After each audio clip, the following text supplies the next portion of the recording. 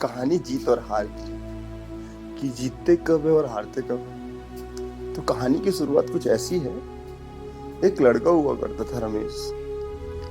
वो एक धावक था और हमेशा कोई भी रेस के कंपटीशन में भाग लेता था, हर हमेशा। कभी वो पीछे नहीं हटा, कभी वो इससे बचा नहीं। पर जीवन में उसकी एक चीज जो बहुत ही उसको तकलीफ देता था कि वो कोई भी रेस को पूरा नहीं कर पाता था, कोई भी दौड़ को उसके अंतिम अंजाम तक नहीं ले पाता था। तब एक टाइम में खुद उसने सोचा, निराश हो गया पूरा कि यार मैं स्टार्ट तो करता हूँ लेकिन उसको अंत नहीं कर पाता, उसको उसके परिणाम तक नहीं पहुंचा पाता। जीत हार एक अलग जगह। तो उसने निर्णय किया और स्टेट लेवल में एक रेस था, एक रेस चैंपियन कुछ था, प्रोग्राम आयोजित कराया गया था राज्य सरकार द्वारा। तो फाइनली वो उसमें पार्टिसिपेट हुआ, उसमें भाग लिया।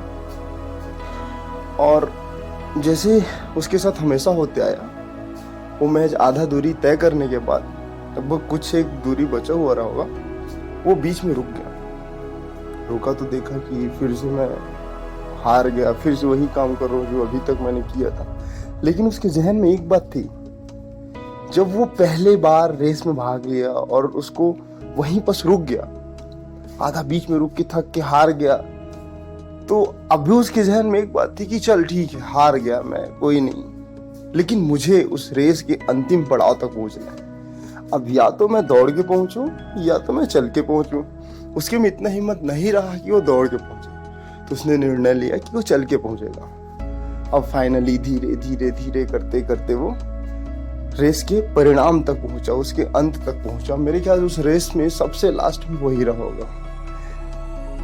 दौड़ने के कारण या जो भी उस पे चलने के कारण, धूप के कारण उसके पैर में बहुत सारे घाव जैसे हो चुके थे। वो वहां पर जाके चुपचाप बैठा और बड़े ही शांति से इत्मीनान के साथ एकदम हंस के, चेहरा में एक छोटा सा स्माइल लेके वो वहां पर बैठा हुआ था। सब बोले कि तुम तो यार हार गए, ये बहुत सारा चीज लोगों को क्या है बोलते ही हैं ऐसे सिचुएशंस में। वो बोला कि नहीं, कोई नहीं, शांत रहा, फिर घर आया। और वही स्माइल के साथ, वही खुशी के साथ कारण था क्योंकि वो दुनिया के सामने रेस तो हार चुका था लेकिन जीता था खुद की नजरों में। तो ऐसा था रमेश। ये कहानी किसी रमेश की है या किसी व्यक्ति विशेष की, ये कहानी उन विद्यार्थियों के लिए है या कोई भी व्यक्ति जो अपने जीवन में किसी चीज को प्रारंभ तो करते हैं लेकिन उसको उसके अंतिम पड़ाव तक नहीं ले जाते। आप किसी चीज को प्रारंभ करते हैं तो आपका पहला उद्देश्य यही होना चाहिए कि कोई भी हालत में आपको उस लक्ष्य तक पहुंचना है। लक्ष्य की प्राप्ति होना, लक्ष्य को पाना एक दूसरा चीज है। वो डिपेंड करता है total your hard working things, कि आप कितना मेहनत करते हो उसके लिए, कितना उसमें अपने आप को देते हो। पर हार जीत it is a secondary part ना, लेकिन पहला तो आप रेस को पूरा करें। आप जिसको अपने हाथों में लिए हैं, कंधों में लिए, उसको पूरा करें। तो ये हमेशा याद रहे सभी स्टूडेंट, जो चीज प्रारंभ करते हैं उसका अंत करें।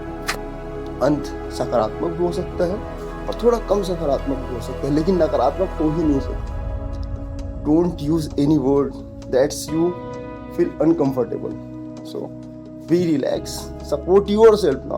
दुनिया में किसी के भरोसे मत बैठो, खुद में इतना हिम्मत रखो कि तुम दुनिया के लिए बहुत कुछ नहीं करना, तुमको खुद के लिए करना है।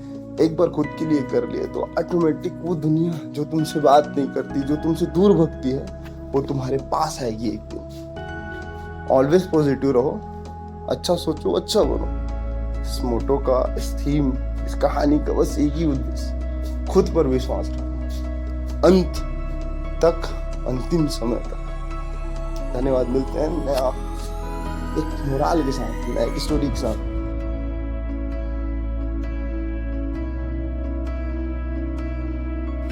बस एक चीज याद रखो, आप कर सकते हो, आपको हर चीज कर सकते हो जो दुनिया में बना है। किसी एक व्यक्ति ने भी वो चीज किया होगा ना, तो आप कर सकते हो। और आप अपने आप में स्पेशल हो, खुद का वैल्यू करें, खुद को परखे।